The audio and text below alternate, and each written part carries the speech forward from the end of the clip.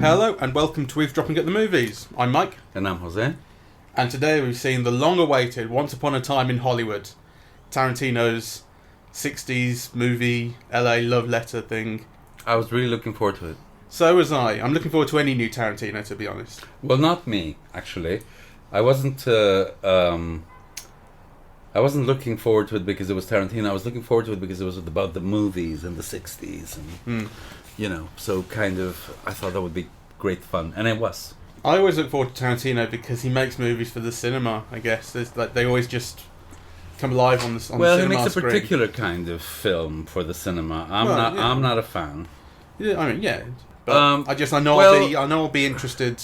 I mean, I think he'll make beautiful pictures and, Well, I always find this film superficial. I think they're always about pop culture and he's, I suppose, there's a kind of, they're fodder for philosophers because they can see Baudrillard in all of his films, right? So it's about the hyper-real, it's about not making distinctions between kind of, the real and the image and so on.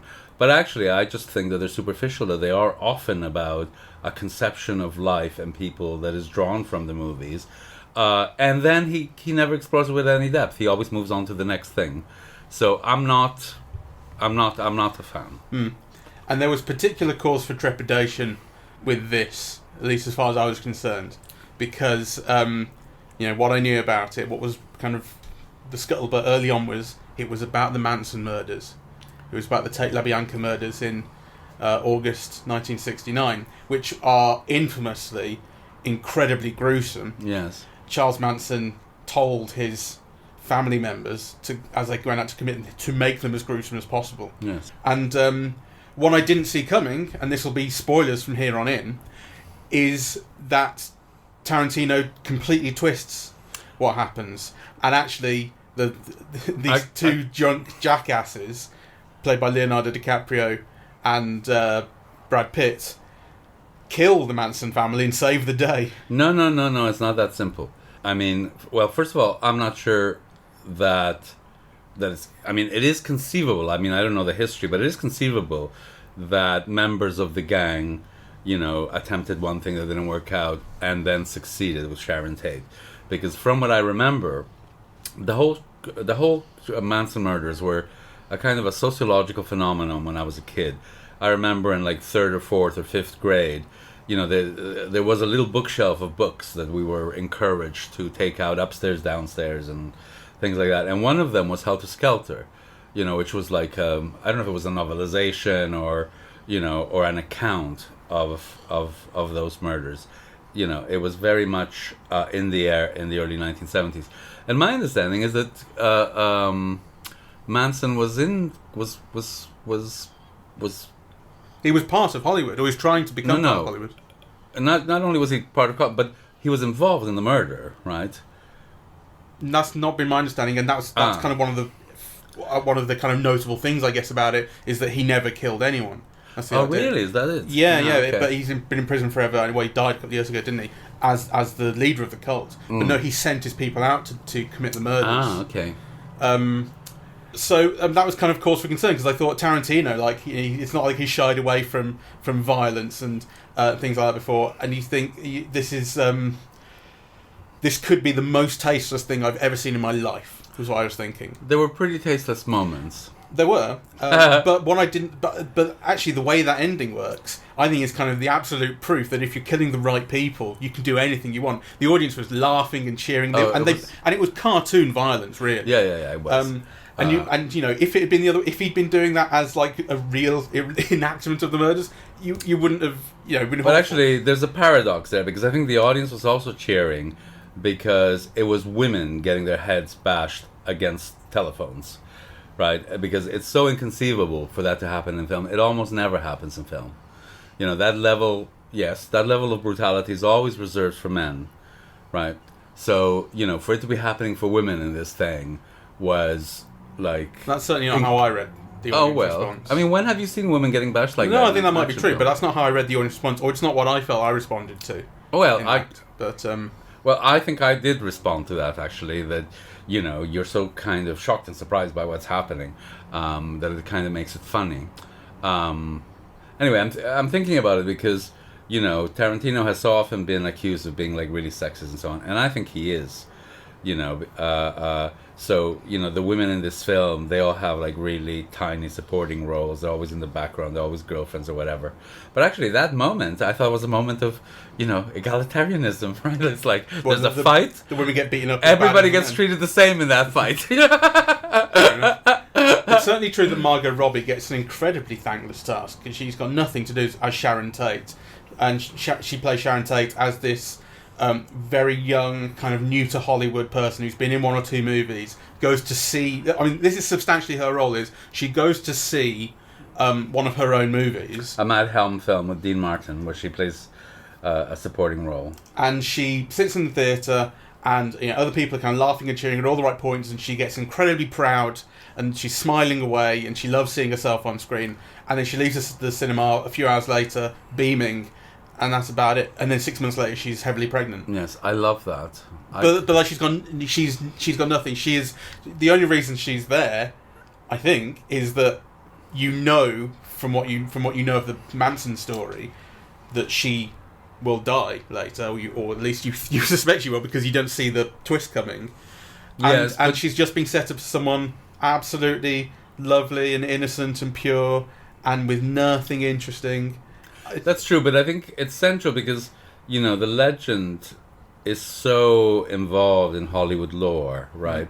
So, the house that Sharon Stone and Roman Polanski are renting was the house of Doris Day's son, who was a really famous producer. Right. And Doris Day's son was going out with Candice Bergen, who, was already on her way to becoming quite a big star, right?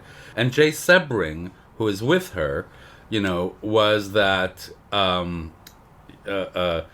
hairdresser agent who was the basis of Warren Beatty's character in Shampoo, right? So the film has kind of all of these resonances that kind of touch on all of the Hollywood history of the periods, and the pivot to that is the Margot Robbie character. Yeah, though it's not portrayed as such really. She just, I mean, in terms of what she does, she just happens to be there. It's not an interesting role to be given as an actor. It's not an interesting role, but it's a pivotal one. Yeah. It's not made interesting, which is, where I think, you can... The accusations against Tarantino as sexist are very convincing. The Margot Robbie role is one reason why. And then all of the other kind of, women in the film, the same. The Italian wife, she's got nothing to do but scream, right? Yeah, and so on. Yeah. I feel like as soon as the twist happened and you realise that the Manson family are going to get the shit beaten out of them, the moment that happened, I went, how did I not see it coming? Because it's called Once Upon a Time in Hollywood. And the reason that's important is because in Inglourious Bastards, Tarantino's kind of fantasy about Nazi Germany, or Nazi France actually. That film starts off by saying, Chapter 1, Once Upon a Time in Nazi-occupied France. And my mate Sam, he went to see that film, and he told me, I thought it's really unrealistic, that film. Like, Hitler didn't get murdered in the cinema. What's going on? It's just weird. Yeah, and I said to him, well, the opening says Once Upon a Time in Nazi-occupied France, and it turned out that he'd been in the toilet for like the first 4 seconds of the film, had come in after that, so he thought it was like supposed to be a faithful, reproduction or reenactment of actual history. So when all the weird stuff started happening, all the changes to history, it was like, what the fuck is this? Yes. And there was a part in that where the cinema owner character is changing the lettering on the outside of the cinema, and she's putting up L'Enfer by Clouseau, which is famously unfinished. It was never released. And like that's kind of one of these little things, like this is a fantasy world for Tarantino. In his ideal world, Hitler dies on fire in a cinema and L'Enfer gets released. Yeah, it's like And so, like, also in Tarantino's fantasy world, a couple of idiots kill the Manson family and Sharon Tate is able to live her life. Yes. I mean, I'm still not sure about killing the family, because, you're shown the ranch, and there's like, dozens Yeah, and dozens they and kill all of dozens them, but the murders didn't happen. Is the point? Well, not yet. That's the happy ending you get. Yeah, I felt very weird about that final shot, I must say. As much as I enjoyed everything leading up to it, the final shot where they all go into Sharon Tate's house, yes, and it's a happy ending, and also it's Leonardo DiCaprio's character's re-entry into Hollywood. It's his thing, it's his career's ending, and now he's making a new friend. But I didn't read it that way at all. Again, I read it as, my God, he's done 4 films in Italy. They're probably going to be successful. He's just killed these people in his house.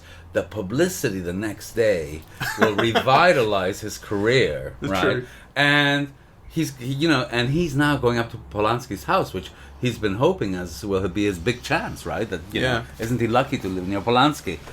But rendered bittersweet with what of what will happen in that house at some point, or in reality. Well, I mean that's sort of the idea, though, isn't it? At the end of this, like, it didn't happen. No, I don't read it that way. Because really? You read it as it could still happen tomorrow? Yes, I think, because we know it did, right? I mean, if you wanted something to twist it to that extent, you wouldn't have given her the name Sharon Stone. Sharon Tate. You would have given her, Well, maybe, but on the other, then it does. We know, but then it does also say, Friday, August 8th, 1969, which is the date that happened. I think that's the idea. It is meant to be rewriting it to that extent. It's meant to be saying, in an ideal world. That's why I find that final shot kind of weird, because ultimately this history doesn't change, and these willful murders. And I mentioned to you at one point, I wonder what Roman Polanski thinks exactly. of this. I mean, if that's his intention, then I think it's a failure. Because I mean, I came out of the cinema thinking, oh well, poor Sharon. It's not going to be long before she gets murdered as well, because you see the state of her pregnancy and you know what happened in real life. So I didn't take it as him rereading, because actually then that's not consistent. He doesn't rewrite everything else about Hollywood. He's very careful to use real posters, right, of B films of. I absolutely agree, and I think that kind of what it comes down to is, this is, like I say, this is inside Tarantino's head. If he could imagine Hollywood, he'd take everything that he loves, which is everything that he faithfully reproduces. Yes. You get all of these. The film is a collection of parts of these wonderful pastiches of all types of movies and all types of TV shows.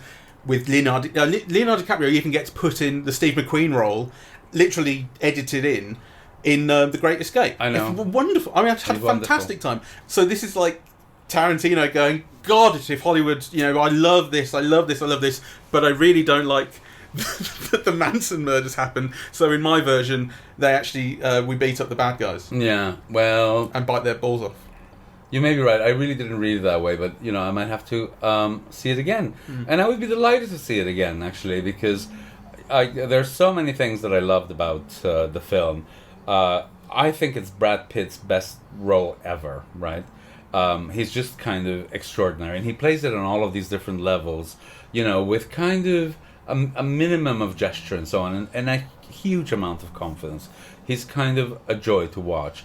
And DiCaprio is phenomenal, really, because actually he's playing somebody who's dumb, who's vain, who's kind, who's not too bright. Yeah, he's got every facet, right? And actually, his imitation of B-movie acting or bad television genre acting is just incredible, because he's doing it so well, and you recognize it.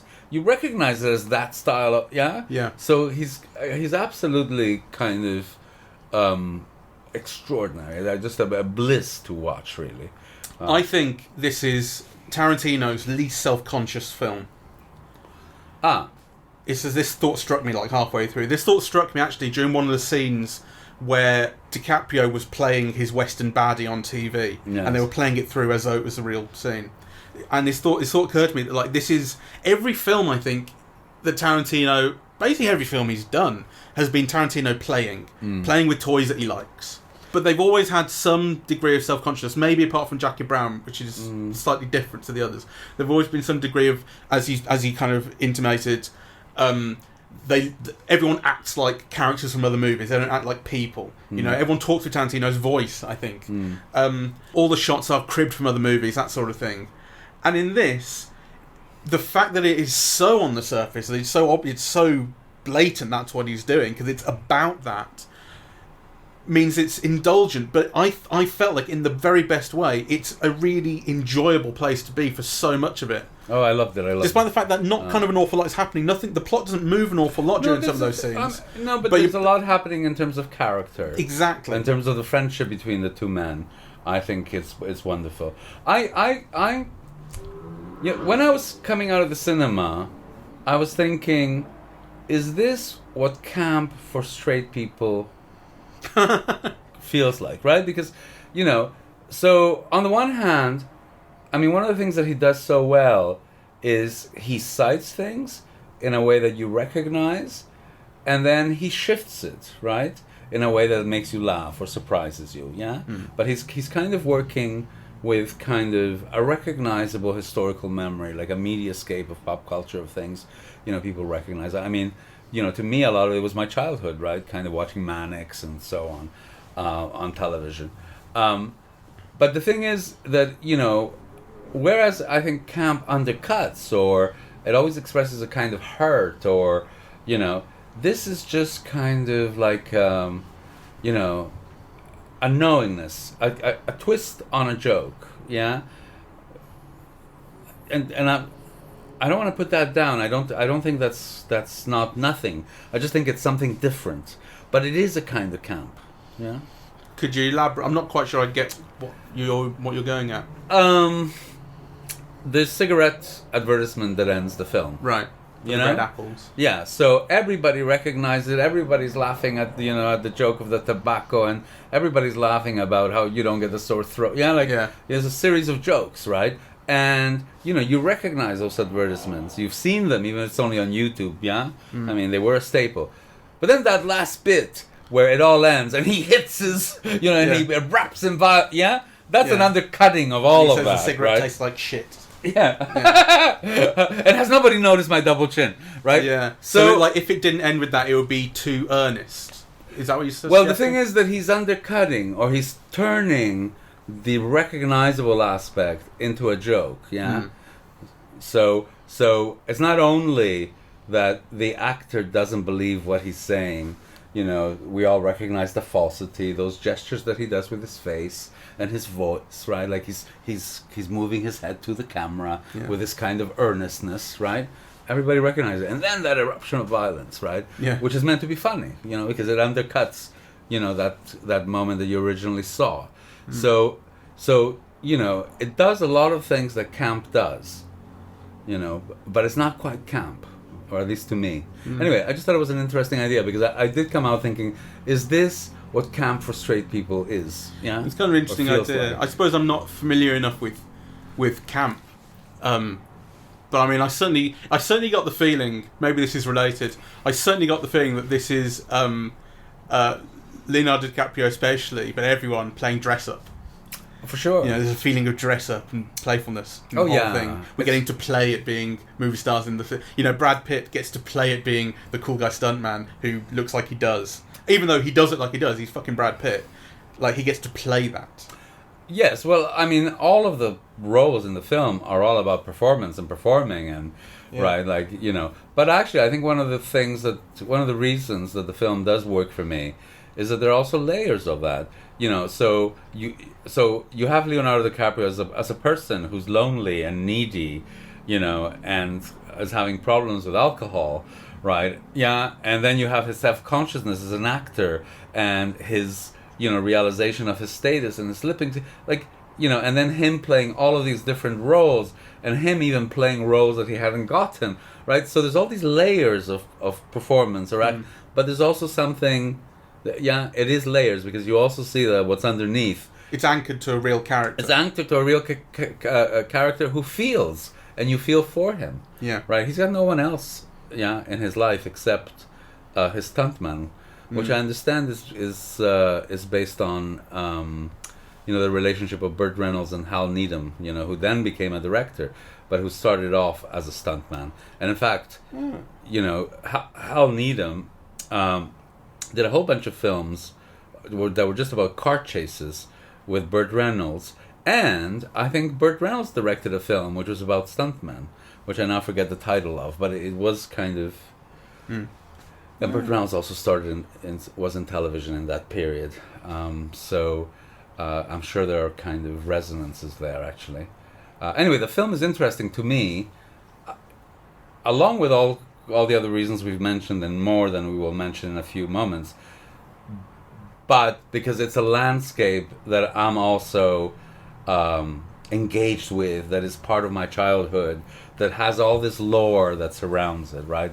So one of the things that I found fascinating and also kind of rather touching about Tarantino is how much he loves, those restaurants where, he makes a big point of showing you all the restaurants where, all the stars hang out, right? They're kind of described in voiceover as well. Yeah, they're like landmark they're places of dreams, aren't they? Right? And he recreates them all, and the movie posters and the marquees and the films showing in Cinerama, right?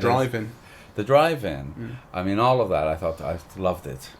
Yeah, it's a wonderful. It's a really enjoyable, friendly, funny place to hang out when all that stuff's happening, especially the stuff on set. I think with Leonardo DiCaprio, that stuff is great, and all the conversations that he has, as you mentioned, the clips of him that you see in previous movies that he's done, that sort of thing.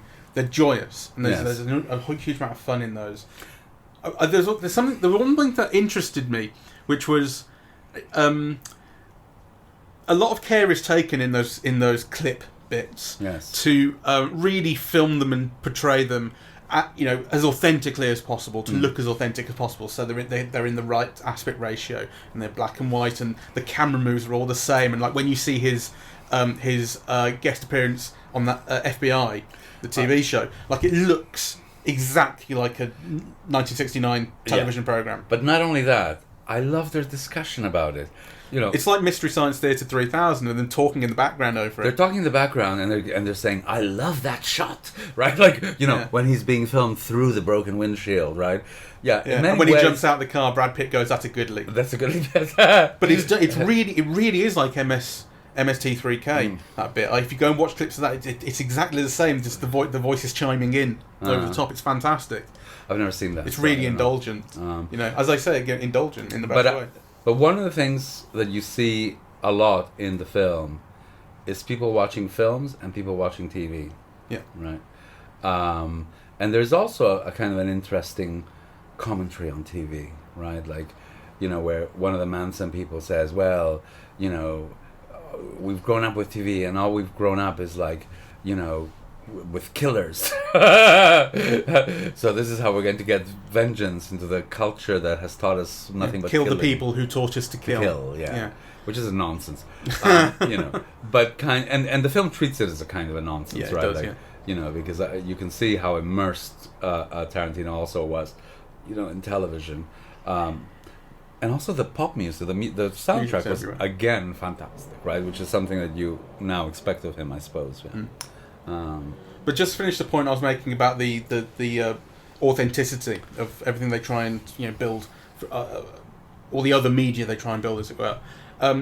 You get these two sequences in which DiCaprio is playing this baddie in the Western TV show that he doesn't really want to play, and he's not going to be that recognisable, and it's a bad moment for him in a way. And it's these scenes with I think it's Timothy Olyphant, isn't it?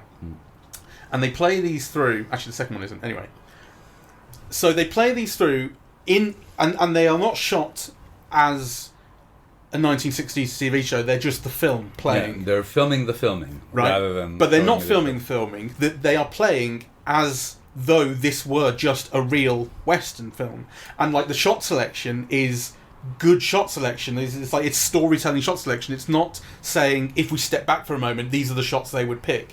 It's not like there seems to be a kind of contemporary style to it. Well, the film works on certain levels, on different levels. So there's the thing, for example, the shootout, right? Or, but then there's also this incredible, like, self-consciousness, right? The bit in the saloon where he throws up his line, right? The conversation with the little girl as they're waiting, like, to go on, right? Yeah. Kind of, and yeah, so I think there are different things going on that are filmed differently, and that also, the DiCaprio is so fantastic because he's playing each of them in a different way, in a different style. So for example, the scene where he breaks down where the girl tells him, "You're the best actor I've ever worked with," and the best acting I've ever seen. It's yes, and he wells up like he's accepting an Oscar. Yes, it's like so stylized. It's brilliant, right? And greatly skilled, I think. But the way these are shot, there's a real blurring of lines in a way that there isn't in anything else. In everything else, there's absolute distinctions about what you're looking at. You can tell from the style of the shot, the colour, the frame, exactly what you're supposed to be looking at. But in these, there isn't. So like the thing is playing through as though it were just a 2019 movie.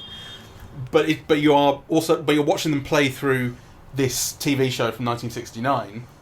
And so, for instance, you have this camera shot where the camera comes around, it tracks around on Timothy Olyphant to end up in a two-shot on Olyphant and DiCaprio. And that's when he fucks up his line. And they go back, and the camera goes back too. So, like, this is the camera that's filming this. But also, like, when it cuts, you don't see the setup from the other one. It's cut as though it's just a regular, It's only the one thing right at the end of the second scene where he's holding the little girl hostage that the camera eventually cuts to. You see the crew director, filming it. So like there's there's a blurring in there that there isn't in anything else. That I don't think maybe means something much, but it is playful and it contributes to a weird feeling. But it's that feeling of, I think, playfulness and indulgence that the film just wants everything it wants. I think for me this is his best film since Pulp Fiction, which is very different. And I think the reason why it's his best film is because it's, to me, the film where he's got most to say, right? Like, he's a director, he's somebody who's in love with movies, and he's an actor, and he knows about Hollywood and about careers and about acting and actors and the gradations of stardom and, people's vanities and egos and their feelings. And actually, you do see all of that. It's a very, very rich film, I mean, this is kind of the film where, Tarantino has a lot to say that's kind of worth listening to. He knows about this stuff. I'm not sure, that he knew about any of the other stuff. No, it's everything else he made is because he has seen movies about that stuff and he likes the movies. And, that's right. Yeah. I think so. Even Jackie Brown, probably. Which, Jackie Brown's based on, blaxploitation films. Well, and a novel by Elmore Leonard, isn't it? Right. Which and he was a screenwriter. All these novels got adapted into sort of trashy-ish films. Can you even remember what The Hateful Eight was about? I mean, yeah, it was basically The Thing, but with racism. Yes, I mean, I can't even remember. I think it had a great tone. I mean, but all that stuff about shooting it in 70mm because that's the most beautiful thing. And the thing about breaking the guitar, which was this real old guitar that they smashed up and went, oh, sorry. Yeah. Like, you're trying to make your own cool stories about how you made the film. Isn't that interesting? I mean, I barely remember it. I barely remember Kill Bill 2. You remember moments of Kill Bill. I remember moments of Django. Django Unchained. Yeah, Django Unchained. And not all the moments I remember are good ones. Do you think this is racist?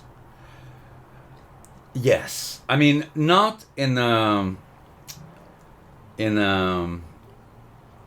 overt, crude way, though. I think it kind of is kind of overt and crude. I mean, if you look at the characterization of Bruce Lee, for instance, that's what I was thinking of. I mean, I think what happens is it really expresses white privilege. If you're asking me, like, did Quentin Tarantino want to make a joke about Bruce Lee being Chinese, I would say no. He's making a joke about kind of this conception, that he's an unbeatable fighter, in relation to someone like Muhammad Ali, right? But it ends up looking really racist. Well, the joke is also, I think, on the image of Bruce Lee. The guy who stands in a stance and goes, "Whoa!" Yes. Which at one point when they're having the fight, Brad Pitt even does a little "Whoa!" to take the piss out of him. That's true. The joke is on that too. All kids of a certain age went, "What?" Yeah, and it's also the kind of you're introduced to Bruce Lee as this grandstanding guy who's talking to all these guys on the set about what Cassius Clay can do and what the difference between martial arts fighting and boxing, and how in martial arts you're not allowed to kill the other guy, but I wish you were, because it's an off moment in the film. I think, yeah, it is. On the other hand, I do think that the film tries to redeem that by kind of bringing him back into, the role that he played in Sharon Stone's success. Sharon Tate, sorry. Sharon Stone, it'd be a very different film if it was about Sharon Stone. Yes, okay, it would all be those like 4 frames where she crosses her legs. Well, keep correcting me as, my names slip. So, yeah, but I think kind of... Yeah. So, I mean, I'm sure there's a historical basis, probably, of Bruce Lee having taught Sharon Stone. He I think he taught karate to a whole bunch of people. I think it might even be Steve McQueen as well. He definitely I'm sure that side of it is absolutely accurate. It's not the kind of thing that... I mean, he loves that sort of stuff. Like, all those stories, that's what he lives for, Tarantino. He does. And they're great to see here, except for moments that do seem... that moment does feel racist to me, actually. And the film, I think, is misogynist. I really do. It's happy to sideline everyone who isn't a white guy, in a way, and make comments about them too. There's comments about the Mexicans. Yeah, that's right. That Brad Pitt's character makes. Yes. And it's just a comment, and it's just a throwaway joke, but the fact is that it's there, and you feel it, and you feel, what's the point of it? Well, nobody would accept, those throwaway jokes if they were about Jews. Maybe. I think it's very interesting that he always makes those jokes about disenfranchised people. They're always about Mexicans, they're always about blacks, they're always about gays, whatever. Well, yeah.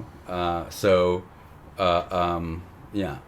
He's not making jokes about the Ku Klux Klan, is he? It feels... And also, I know... No, go on. It feels unpleasant. Right, it kind of rankled, and I think it's not so much like exactly what the comment is, because the comment about Mexicans is don't cry in front of a Mexican. Yes. So he says when DiCaprio's all upset about his career ending at the start, and there's not a lot. I mean, you don't know what the basis of that is. It's just like don't look weak in front of the help. I guess is the idea. Yeah, that is the idea. But it's not so much like the exact content of that comment, but it's the way it sidelines the entire group of people, and then we just carry on. Yeah. As the 2 cool white guys in the car. Actually, in a way, that's what makes it worse, right? It's a throwaway joke. Exactly. Or, Yeah, exactly. I mean, if it were about, like, if the film kind of were about that sort of thing and interrogate it, it would be something else. It's not like you can't ever do that in a film. That's a historical problem, I think, with Tarantino, that, he feels he can say these things, and he's, because other people say them, and kind of, not being conscious that, well, other people don't get the budgets that he gets to make the films that he does, that circulate the way that his films do. And that, it has, everything is contextual, and actually within his context, he can do better. And he needs to do better. I would have liked to have seen, on a similar line, more context behind the Manson family. It's what you're saying about everything in Tarantino films being superficial is absolutely true of the way the Manson family is treated here. Yes. What they believed in, despite the fact that what they believed in was stupid, the idea that this race war was coming. It has the signifiers of what they are. They were dumpster diving. They were living on the ranch. It was just full of women. They were fucking the old guy who ran the ranch, and then they were told to go and commit these murders. Like everything all those kind of bits that the little details that there, but. Like, actually, what they represented, the idea that Charles Manson was someone who wanted to be a star, he wanted to be a musician, he kept getting turned down, he was too weird for everyone, he wasn't quite good enough, he would fuck up every opportunity that he had, combined with insanity. But also the hippie movement that, meant people, were urged to leave their understandings behind and to go for the new wherever it might. There was a sense of experimentation and so on. And the feeling of it as well being a kind of signal of the end of the 60s, like the 60s, kind of what we were saying in The Matrix about how the 90s ended really suddenly when 9/11 happened. It feels like the 60s ended just as suddenly, and this was a kind of symbol of it. The Manson murders. I'm not sure. I'm not sure I share that. They're like a perversion of what was everything that was supposed to be great about the hippie movement. I always feel, well, certainly in America, kind of, I think the 60s ended with Nixon. Yeah, sure. Or something, you know. But you know, but the point is, there's nothing like that in this. No. The Manson family is there so that they can be beaten up at the end. But in a way, I think that's okay. A film can't be about everything. And actually, I think what this film really is about, well, it's about Hollywood, right? And it's about stardom, and it's about acting. But it's also about the relationship between these two men. It is also about, you know, a film about a male friendship, really. And I really loved it as that, actually. Yeah, so did I. And the interplay between, well, actually, you know, Brad Pitt is, I think Leonardo DiCaprio is better.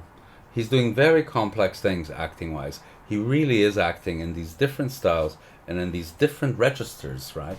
You know, throughout the film. Brad Pitt is doing something simpler, right? But also Brad Pitt achieves more effects. Like, you know, every little thing he does lands, right? You know, he's just kind of beautiful to see, actually. And actually, he is beautiful to see, you know, as well. Like, you know, kind of, he's still incredibly handsome, you know. But I think now you can appreciate his skill as well, right? And, you know, and his skill as a film actor. It is often like, you know, a line reading or a sideways glance or something that lands a joke. He's very, very good. I think he can play anything. I really do.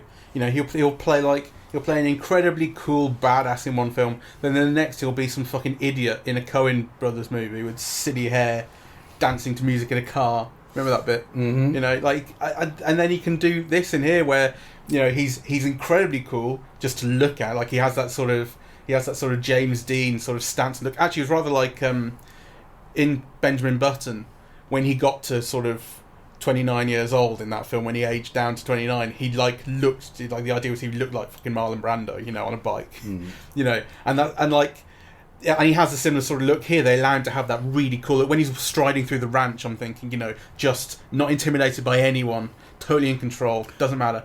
And then, you know, he gets high at the end. He trips on an acid cigarette, Yes. and then he just starts like looking at his hand, and you know, as a fucking idiot, he's fantastic too. Yeah, he gets all these great, brilliant effects. Yes, he is very good, but I do think that DiCaprio is on a completely different level. The thing about Brad Pitt is he can do natural, you know, but he can't do stylized. He can't do farce. Whereas actually in this film, you know, Leonardo DiCaprio is doing all of those things. Yeah. You know, so I mean, I'm not putting Brad Pitt down. I think he's phenomenal in this, right? But in terms of, you know, the acting required, DiCaprio has a much juicier role, and he lives up to it. Yeah. You know? I loved all of that, actually, and I loved that it's a Hollywood film. I loved stupid things like, you know, just seeing the posters for Funny Girl on the Lot, you know, kind of the posters that he has, the way that, like, you know, when he's pictured, his famous picture, he's pictured in Mad Magazine, right? Like, yeah, all of that stuff. I just love that. Actually, I want to see it again. Well, there's fake posters of the movies that he's been in, of the Italian movies, with names like Shoot the Gringo, Ringo, whatever it is. Yes, those Spanish-Italian kind of spaghetti westerns. I loved all of that, actually. And it's a kind of portrait of the ending of a certain kind of Hollywood masculinity.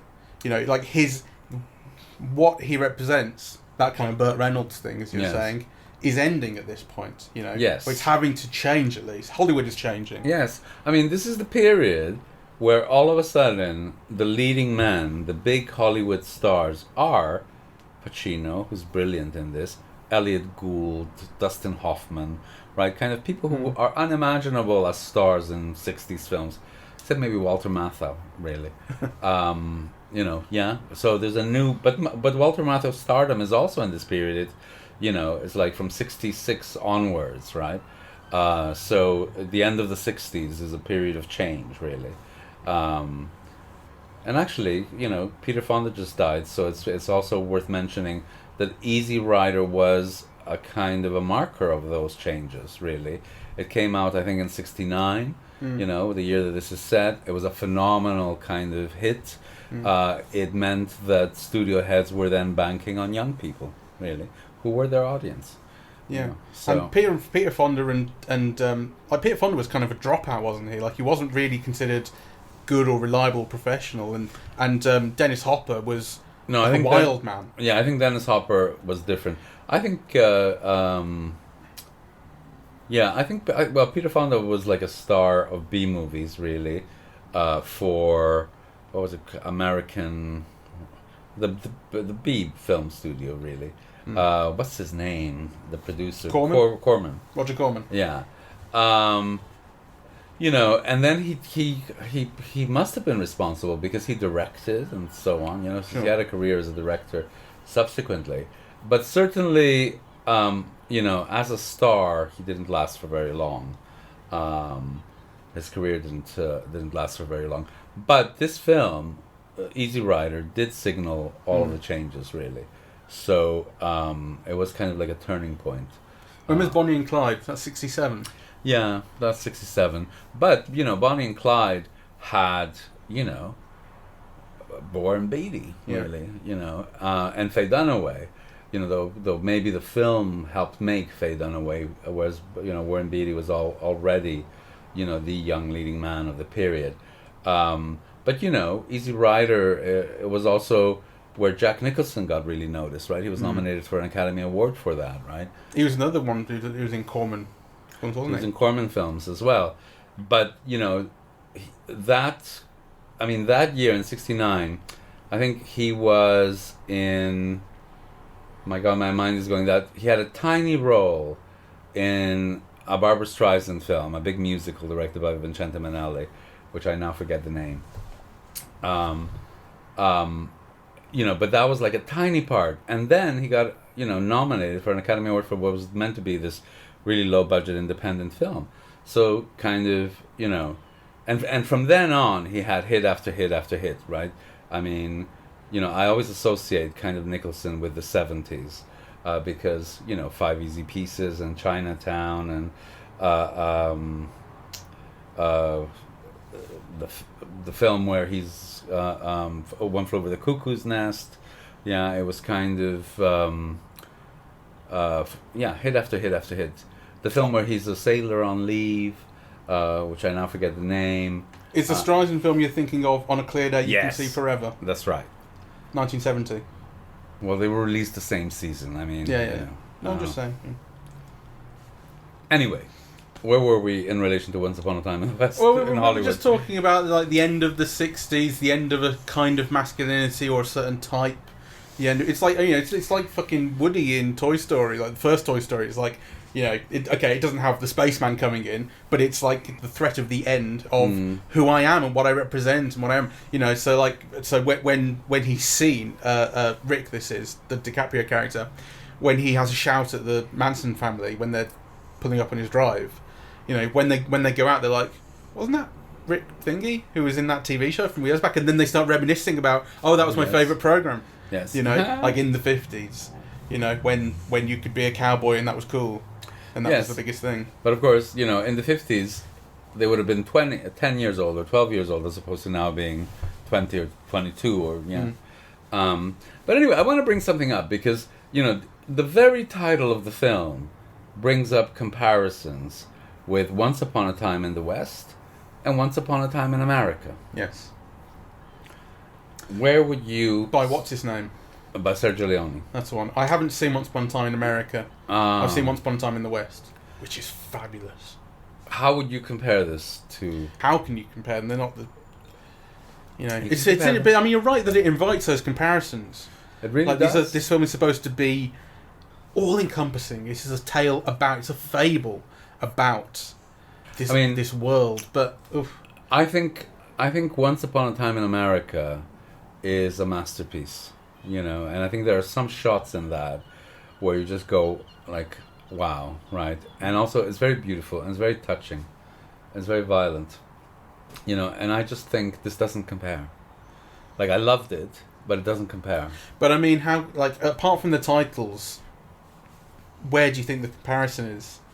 You know? Well, the comparison is that each of those films is trying to tell you something about a structure of feeling. Yeah, not so much an era, maybe an era mediatized or something, right? But it is set in particular epochs, right? Like Once Upon a Time in the West, Once Upon a Time in America is about immigrants kind of, coming to New York. I think it's set in the 20s, 30s, and it's about gangsters, it's kind of about Jewish gangsters, it's about the immigrant experience, right? It's really incredibly beautiful. Kind of, and I think it's, one of the great films. Like, I only caught it on television, actually. I wasn't able to see it when it came out, which was maybe the 70s, I forget when it is, but anyway, I saw it on television, and it was like at midnight. I just could not stop watching. I was like completely riveted, really, and just gobsmacked by kind of some of the shots, some of the imagery. It was so 1984. 1984. So yeah, later than we thought. Once Upon a Time in the West was 68. Yeah. I'm not surprised, actually, there was one in 1984. I did think it was like late 70s, early 80s, something like that. 3 hours and 49 minutes. Yes. I think the version that was released, and it got very bad reviews, and I think it was balderized. And anyway, I just didn't go see it for whatever reason, maybe because of all of that. But I did catch it on television recently, the restored version, and it was amazing. And I just think this film is not on that level. Leone originally envisaged 2 3-hour films, then a single 4 hour and 29 minute film, but was convinced by distributors to shorten it to 3 hours and 49 minutes. The American distributors, the Ladd Company, further shortened it to 139 minutes, which is 2 hours and 19 minutes. Yeah, which is like cut it in half, basically. Yeah, that's and rearranged the scenes into chronological order without Leone's involvement. The shortened version was a critical and commercial flop in the US, and critics who had seen both versions harshly condemned the changes. The original European cut, quote unquote, has remained a critical favourite, and so on and so forth. I haven't seen it, I must. Yeah, but, you must. It's beautiful. I hope I'm not romanticizing, but I did see it not long ago. I mean, maybe like 3 or 4 years ago, or maybe even 5. But anyway, every time it comes on, I always watch it. It really is entrancing. Just the shots, the composition of the shots, the way it looks, right? Like, you watch a few minutes and you want to kind of, Do you think if this comes on, you'll watch it? Oh, I definitely will. Yeah. I mean, I think it's great, and it's great fun, and, it's much, much better than expected. I mean, as I said at the beginning, I am not a Tarantino fan. And this is, I think, one of his very best works. And as I said, I think partly it's because it's not only a love letter to Hollywood, which it is, and it's a love letter to his childhood, really, to his appreciation of that pop culture of the era. But I also do think that it's material that he's familiar with and that he knows about and that he has feelings for. And I think that all of that is transmitted. Yeah. Right? And I think it works especially well with somebody like me, who I'm a year older than he is, and I grew up with the same kind of pop culture. I really got the feeling, and this thought popped into my head while I was watching it, that it's like when you have a teacher who is really, really interested in the subject that they teach, and that their enthusiasm for it and knowledge about it gets transmitted to you, and makes you as excited as they are. This has that feeling. Yeah, I felt that. When the characters are showing an appreciation of shots. Yes. Yeah. Kind of, it's kind of, wow, it's good, I kind of, yeah. Yeah. But it's like, it's that kind of, but it has that behind the scenes thing of, getting ready for the scene and in makeup, blah, blah, all the rest of it, the filmmaking stuff, but then it really indulges in the playing of it. Yes. And also, what not very good actors suffer through in order to give you that performance, right? Like, I thought those scenes with DiCaprio berating himself, for having drank the night before and ruining his performance, and it's like so sweet and endearing and charming, right? Because then he really is just quite a bad TV actor with all of those mannerisms, I thought he was good, when the little girl said that was the best acting I've ever seen, I agreed with her.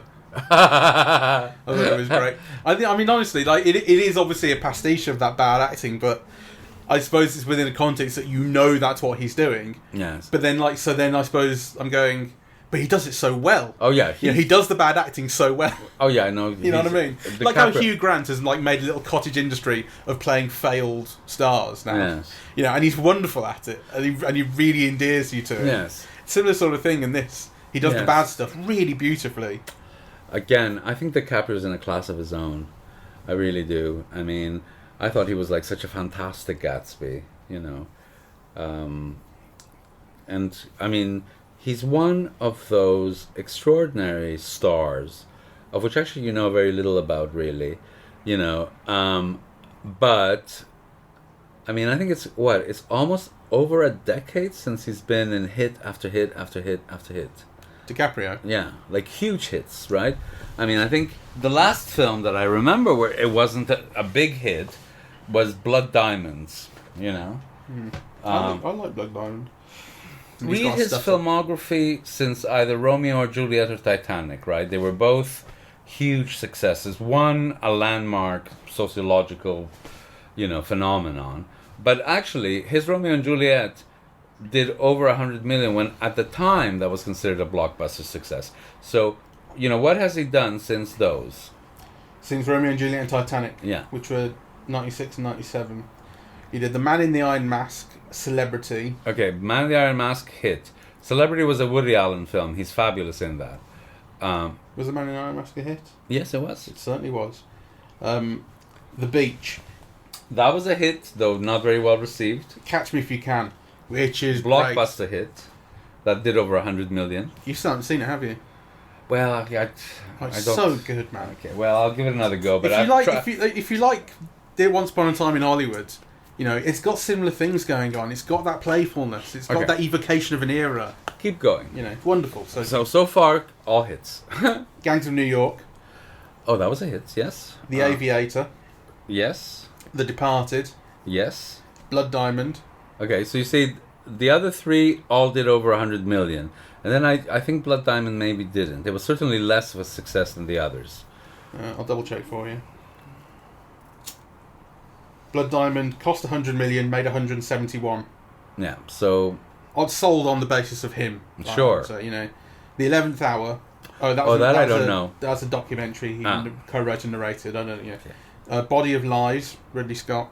That might have been a flop, actually. I don't remember that at all. I'll check. Made 118 million on a 70 million budget. Not really. So didn't make its money back. Revolutionary Road. That's the one where they he did it with Kate Winslet again. Well, that got good reviews, and you know, it made twice its budget. He was nominated for an Oscar, so was he? I know Michael Shannon was for like 10 minutes. Maybe Michael Shannon and Kate Winslet were, and he wasn't. No, just Michael Shannon. Also art direction and costume design. But right, okay. No, only Michael Shannon for acting. That was the one where people said, I haven't seen it, but this is the one where people said if they'd survived at the end of Titanic, this would be their life now. They would be this fucking boring. Shutter Island. He's wonderful. Shutter Island hit. And brilliant, I think. It's quite good.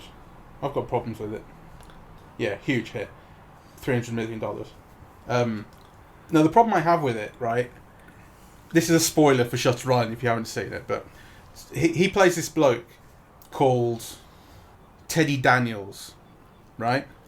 And he's this cop investigating this mental asylum on Ireland. And it turns out that he's actually a patient there, and like they allow him to make up this scenario about himself.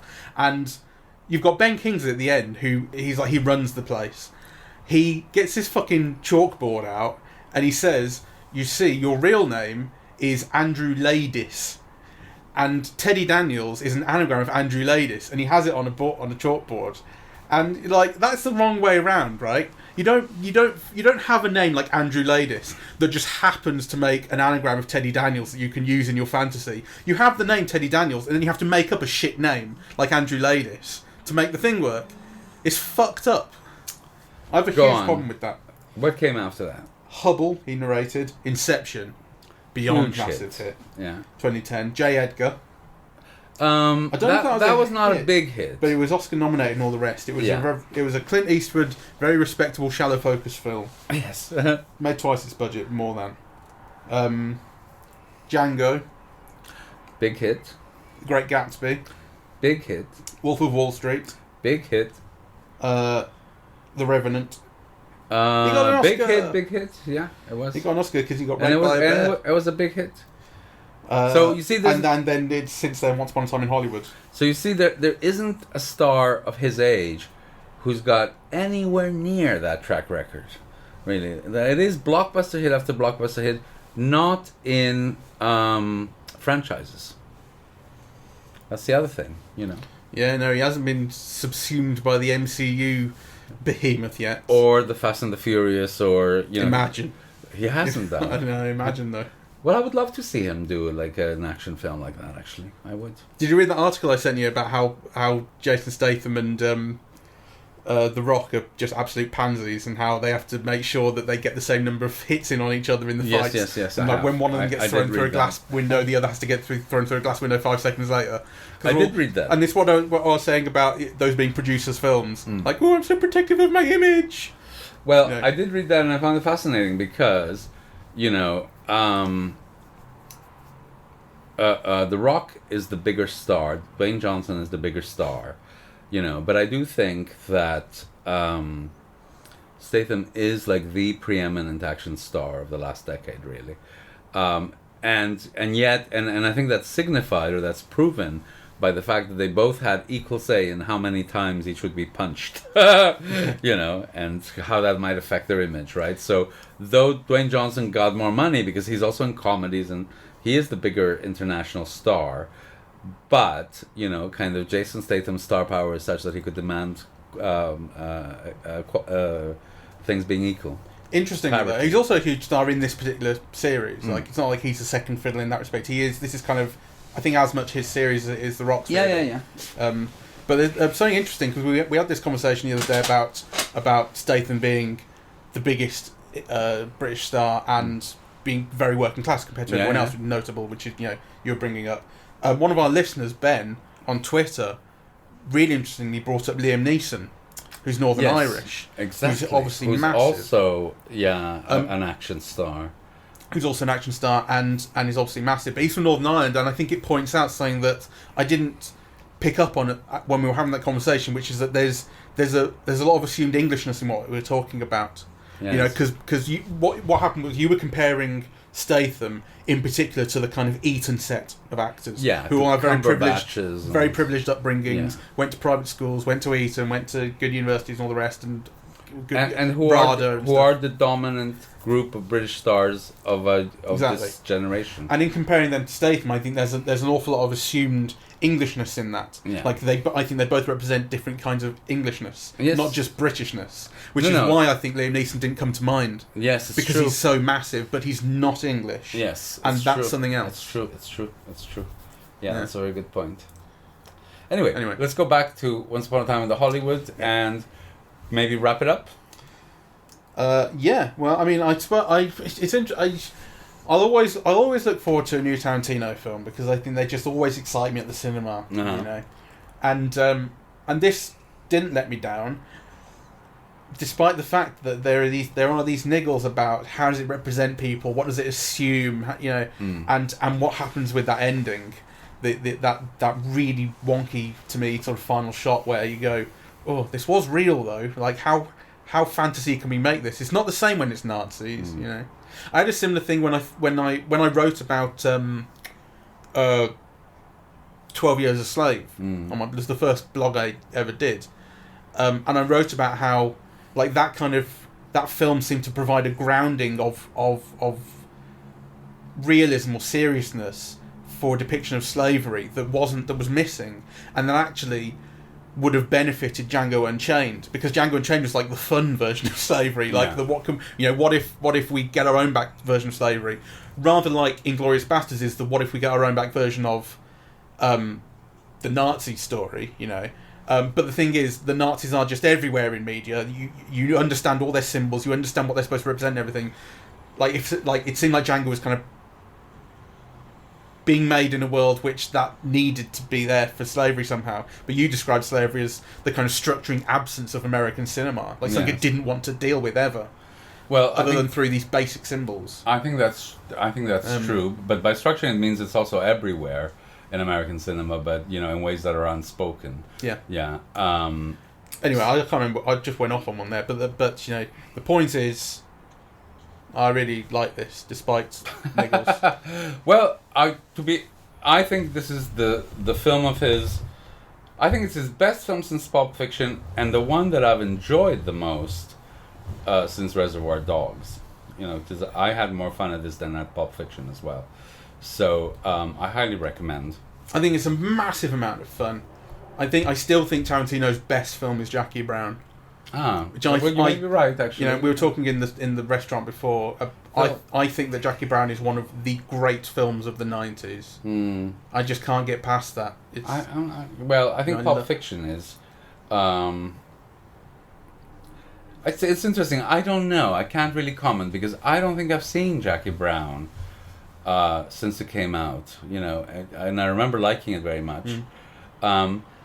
But I mean, again, the opposite of the Leones, both of them, in fact, but particularly Once Upon a Time in America, where I'm just drawn to see it. Right? It's just kind of, if it's on, or even I think it's been on Netflix or something like that. I just it's almost like I have to see it. I don't feel that way about Jackie Brown. Like, I haven't had any curiosity to see it since it came out. Well, you should have some because it's really good.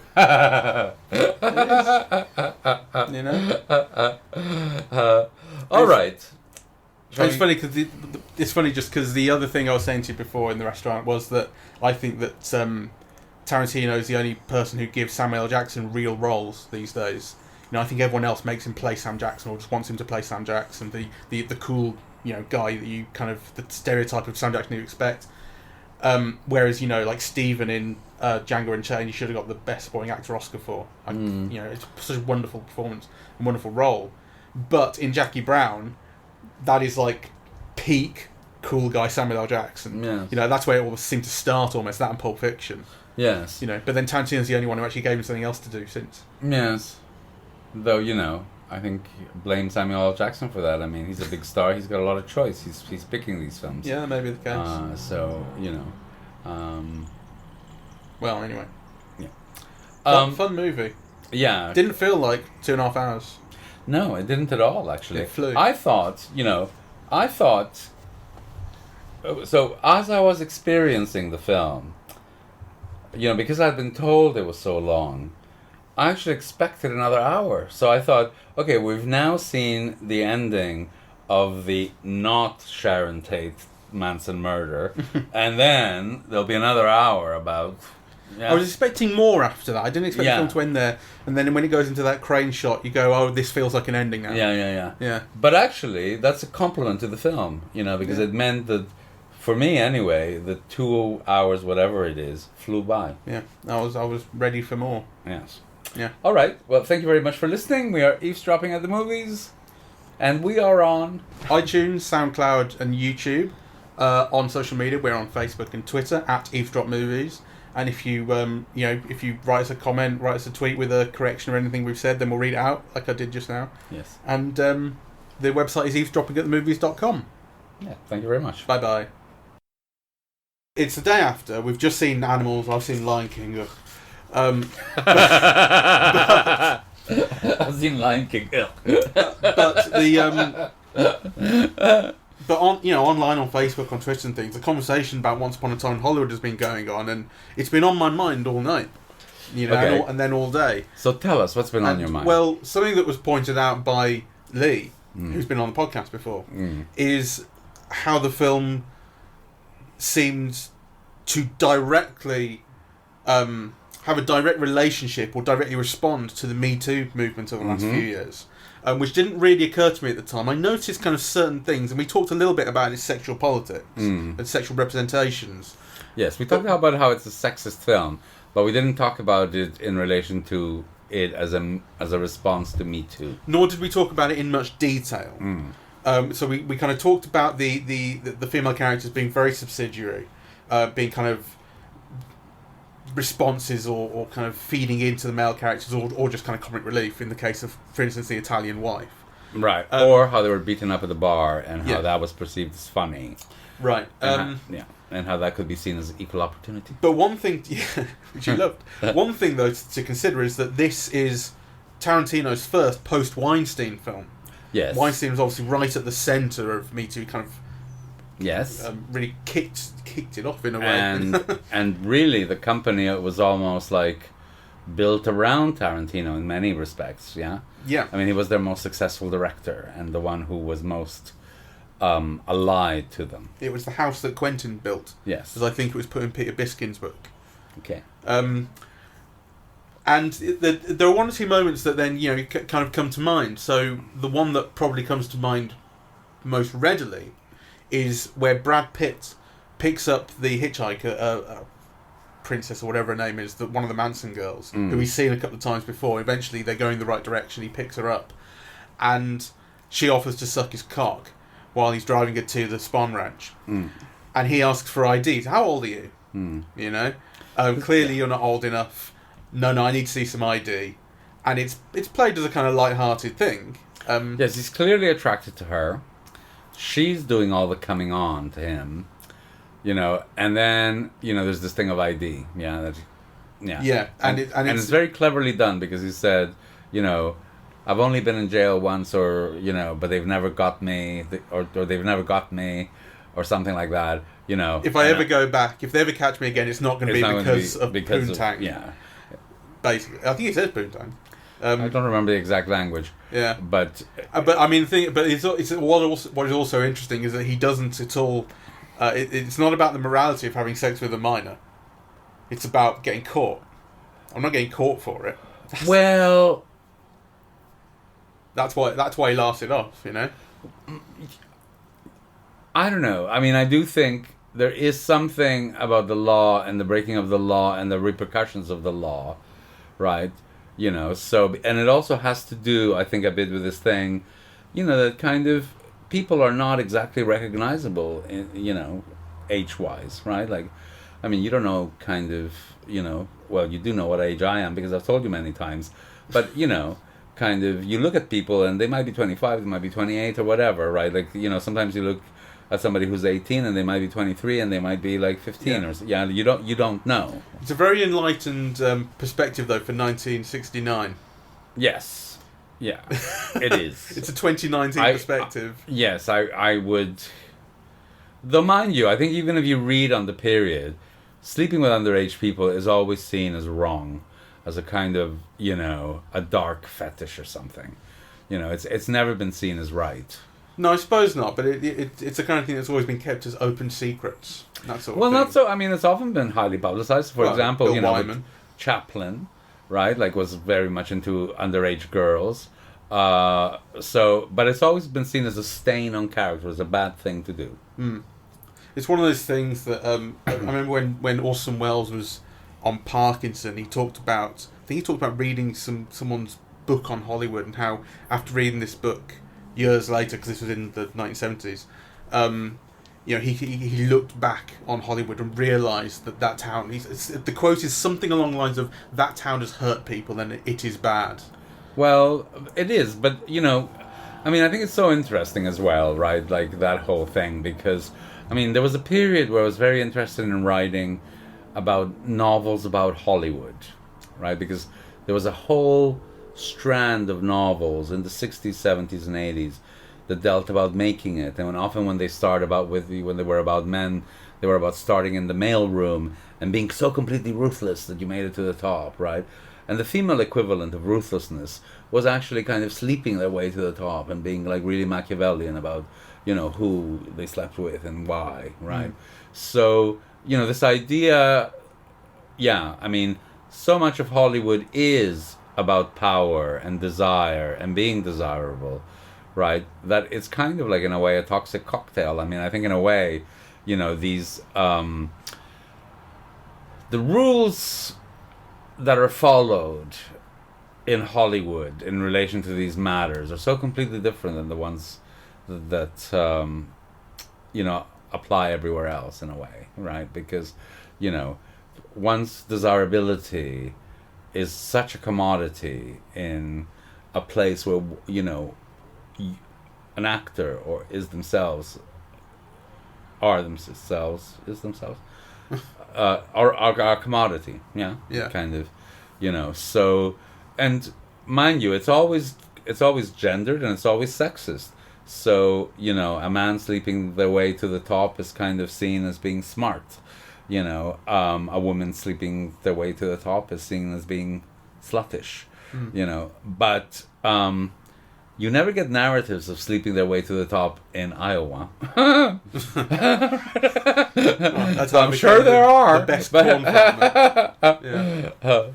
The other scene that really came to mind for me, which I'd completely forgotten about, really. Well, there's this whole thing about Brad Pitt's character. Like, one of the central things about his character is this scuttlebutt that he killed his wife and got away with it. Yes. And you are shown that up to a point in a flashback. What you're shown is on a boat with his wife. His wife is portrayed basically as a screen. I mean, Tarantino's kind of idea of marriage in this film is not a positive one, because Brad Pitt's marriage is, well, you've got, I suppose, to be fair, you've got Sharon Tate and Polanski's marriage, which you don't see very much of, but it's clearly very happy.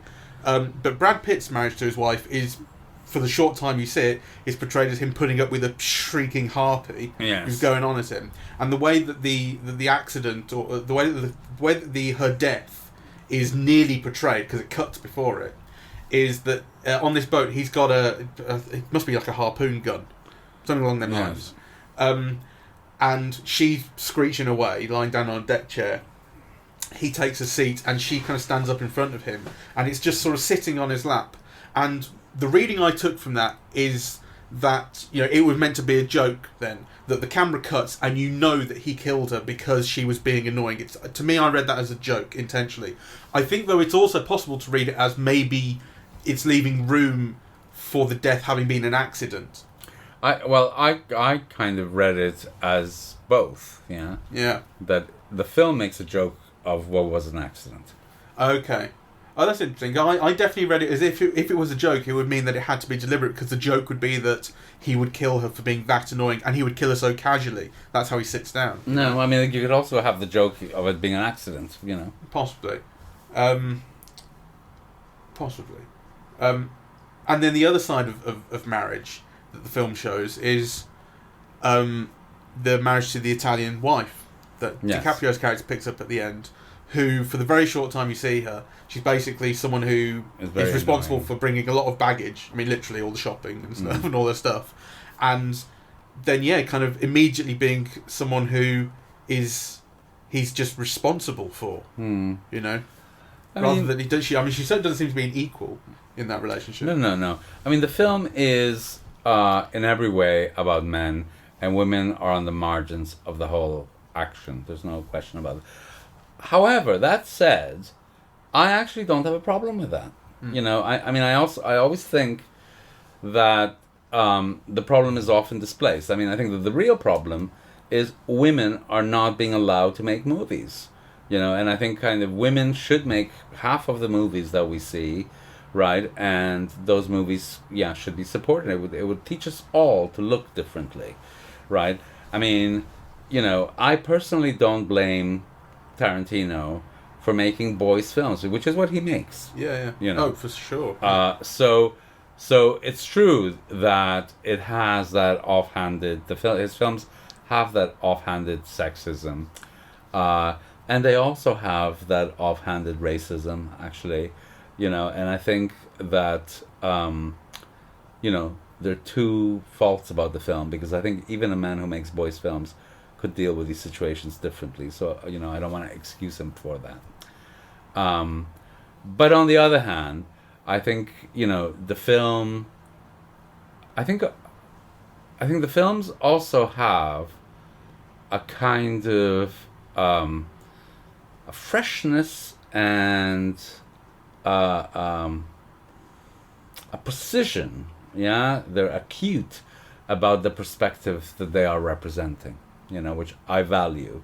And I think you can't do that without being free to do that. Yeah. Sure, yeah. You know, and the price of that is that you're often very crude or tone deaf about other things, perhaps, you know. Or maybe, you know, you could argue it differently, I suppose, and you could say, well, these are his limitations as an artist, you know, that he does these things well, but actually he can't, you know, he'll never be a great artist because he can't see perspectives other than his own.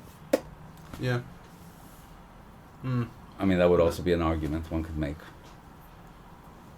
Yeah. He certainly doesn't seem to be able to. Yeah. But he hasn't so far. You get a kind of singular vision from all these films of kind of what life could be. Maybe with the exception of Jackie Brown, which I always come back to as the one exception. Well, actually, the thing is that I think this is his most personal film. Yeah, I'm thinking, yeah.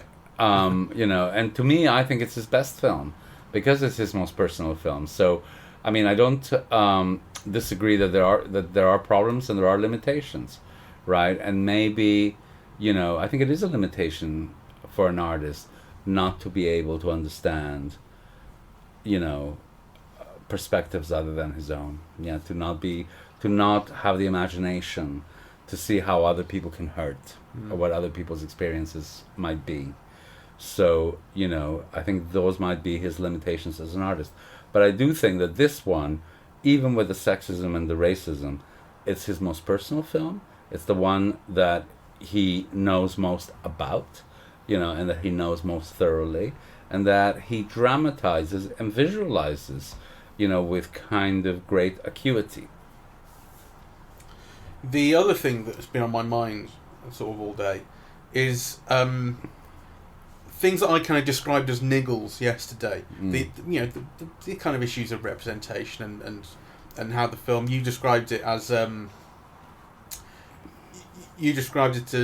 not questioning white privilege or something along those lines. You know, it's kind of we kind of agreed that it doesn't have a problem not questioning these people's place and that sort of thing. But the more I think about it, the more that becomes actually exacerbated in my head, and it's not just that he doesn't have a problem with that, but actually I think it's deeply conservative, actually, and afraid of change. It depicts a time in Hollywood when things were changing, and it doesn't like it, and it's very protective of what it thinks was lost. I mean, I suppose in a sense that's kind of what nostalgia is. You hear similar things coming out of Brexit voters' mouths all the time about going back to the way things were and that sort of thing. I think it in a sense that's shared here with what Tarantino clearly really values, these kind of archetypes, the DiCaprio type in particular. Ending up, he gives him a happy ending. He gives him a way back into Hollywood at the end. And the thing is, like, the DiCaprio's character hates hippies, and everything that hippies kind of represent is devalued. But I think largely because actually they're only represented by the Manson hippies. Well, that's right. I mean, that is also... Like, a reasonable hippie does not really show up in the film. No, or a political hippie, or, a hippie with a critique of society, or a hippie as, as a metaphor for another way of leading, a good life, right? Or a hippie as an environmentalist, or a hippie as like a health nut, right? Like, hippies kind of conveyed all kinds of, very positive ideas of social change, right? So, but no, he's not interested in that. And actually, I don't want to go on about it because I've always been a great defender of popular culture, right? Yeah, and I've argued that, popular culture can be just as great as high culture in all kinds of ways, and in its own way, right? But I think there is a difference between valor, it's a thing about discrimination and distinctions, which I think are important, right? Because I think it's one thing to value popular culture, and it's another thing to just value popular culture because it's popular, right? Or because it's trash. I mean, the thing about Tarantino is, he's a great lover of trash. I mean, kind of all the posters that dot his films, none of them are like any of the great masterpieces of the cinema. And he's not even interested in arguing that they are neglected great masterpieces of the cinema. Yeah. He just loves his trashiness, right? Yeah. And actually I think that there is something dulling about just loving trash for itself. Yeah, that actually it even, means even knowing it's trash. Well, there was this idea in the 1950s about self-cultivation, right, and taste, that actually what you read had an effect on you, right, and that you cultivated your taste, you developed it, you made it richer, you led yourself from reading Harold Robbins to reading Dostoevsky, right, and that Dostoevsky was a goal because, you know, his language, his analysis, his view of people and society were so much richer and more complex than Harold Robbins, right? Right. But I think, you know, that in many ways Tarantino has always remained in the Harold Robbins realm of trash movies. Yeah. You know, and I think that also it does dampen one's analysis, one's sensibility, one's sensitivity to things. Yeah. Which might also help to account for particular perspectives in this film. And the other thing that I kind of think about the way the Manson family is handled in the film, which I think I kind of said the first time, but I think right more forcefully, is that you would think that this film, being a kind of a story about Hollywood in the 1960s, about these types, about things changing, all the rest of it, and concentrating on this story that is so central to Hollywood mythology, you would think that it would actually be interested in who Manson was and what he thought and what he stood for, because he was someone who he didn't want to be in Hollywood exactly, but he wanted to be a musician. You know, he ended up writing basically a Beach Boys song. He got in with the Beach Boys, got in with, was it Donald Wilson, the brother? He ended up kind of getting in with them, with him at least, and there's this whole thing about him searching for stardom, his ambition, and he's wanting to be in with the crowd and all that sort of thing. It basically, you would imagine that this is absolutely perfect, kind of thematically, for the film to talk about. And the fact that the film has absolutely no interest in any of that and just wants to use Manson, the Manson family, for the iconography, the imagery, the idea of the murders, is thoroughly disappointing, actually. I didn't find it so. I mean, I didn't find it so. I mean, there are many things to explore in the Manson murder. One is the question of class, because I think part of the argument, or it could just be my understanding, but my idea is that he went to the murder, or there's certainly gossip about him having gone to Cielo Drive because he thought it was Melcher and Candice Bergen. Yeah, no, right? he thought Terry Melcher were there, who was a producer. Who was a record producer, who was the son of Doris Day, right? And at the time, he was living in Cielo Drive with Candice Bergen, you know, who was also the daughter of one of the top radio shows of the 1940s. So they're two children who are not only celebrated and powerful themselves, but who are also the sons and daughters of Hollywood royalty. So I think there's, you know, one could explore a class dimension to that story, you know, as well. Yeah. There, I mean, you know, one has to draw the line at saying the film should have been this, the film should have been that, the film should have been, you know, because the film actually could have been many things. But what you have to deal with is what the film is. And I think it really works. I appreciate that. But it does feel like such an obvious place for it to have gone, and it feels questionable that it didn't. Well, I don't know. Why wasn't it interested in... Because the film has a whole other narrative on stardom, on celebrity, on television, on the movies, on aging, on success. I mean, I think it's very rich. I think it's a very rich film. Yeah, I don't think I'll be happy with that, though. To be honest, it seems so fucking obvious and right there for it. And you know, it's the fact that it's there. The Manson thing is there, but only for its infamous... It's a spur to something else. Not even a spur. It's not about the Manson murder. The film is not about the Manson murder. No, I know, but that's kind of what I'm saying. Like, but why should it be about the Manson murder? Because I just explained why. Because it's so clearly involved. It's like that is what his story was. No, I don't think that's what his story is. The story is about the friendship between two men. That's the story. One who's, you know, a former TV star on the rocks, and the other one who was a stuntman on the rocks, right? And actually, there's something there which is very interesting because, one is dependent, right? But they're both kind of equal. So, and they're both living in this, Hollywood, in the late 60s, in which their own heyday was, in 1950s television. That's what the story's about. Yeah, no, I didn't mean that. I meant what Manson's story is about. Yeah, but this is not Manson's story. It's no, not, I know, it's not but the point Manson. is, if you're putting him in the film, if you're putting him and his people in the film... But why can't you put him in the film? No, I didn't say you can't. I'm saying, wasn't it interested in him?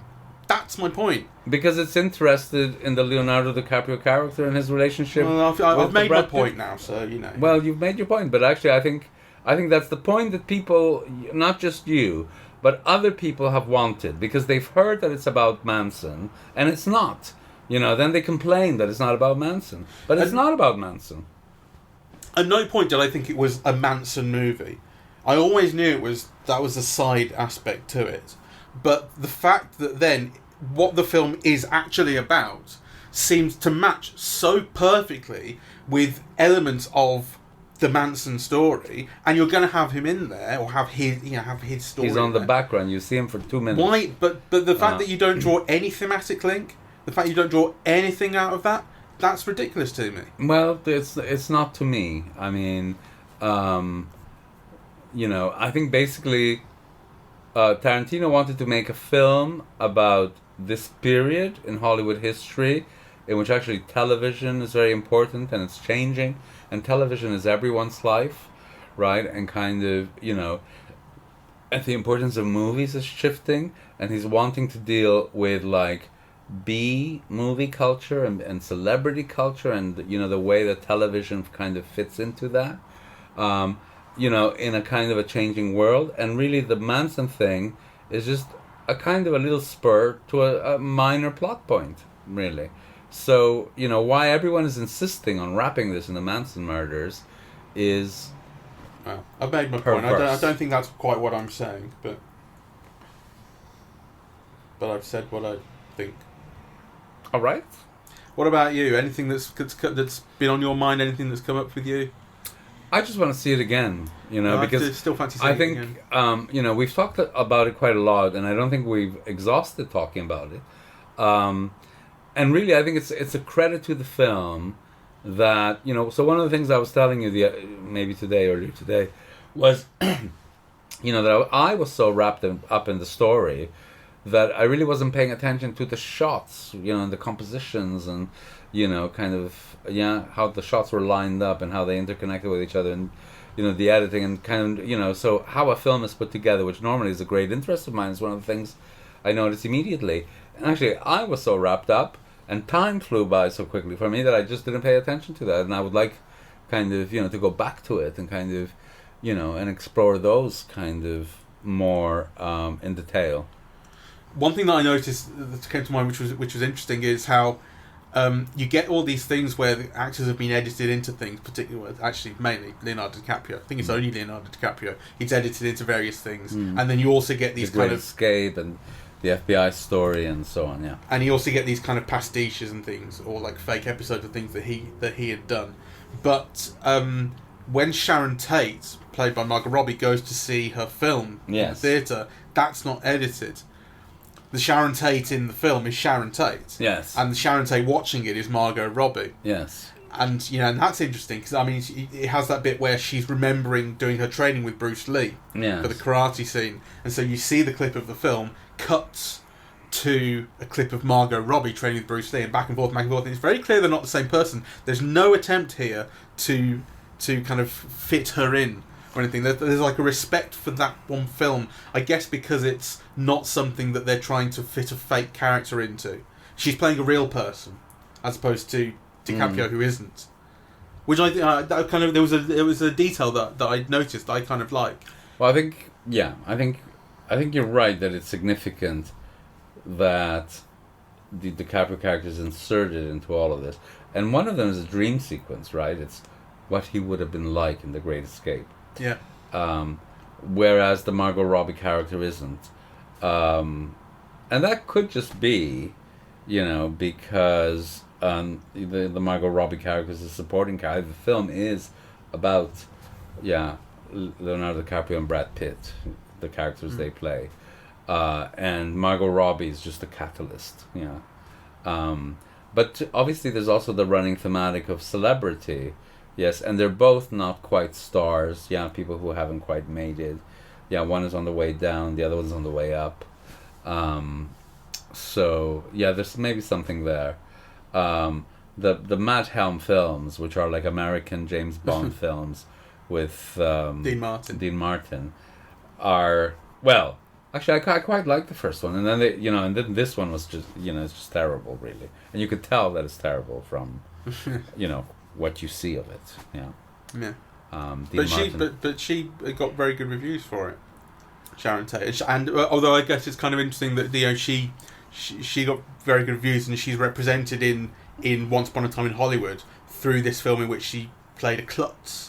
That's her character. She's the klutz. It's not even her best known film or anything, really. So. So why pick that one? Yes. Though it is very much in tune with all of those, posters for Suzanne Plachette films and Elke Summer films, and I think in a way, actually, one of the things that fascinated me about the film is that you always imagine that these films are just really trash B stuff, and what you see actually is they're just failed films. They're films, they were mainstream films with probably big stars that did play in first-run houses, well, according to this film, right? And they were just not successful, so they're no longer part of our imaginary, though they're very much part of Tarantino's.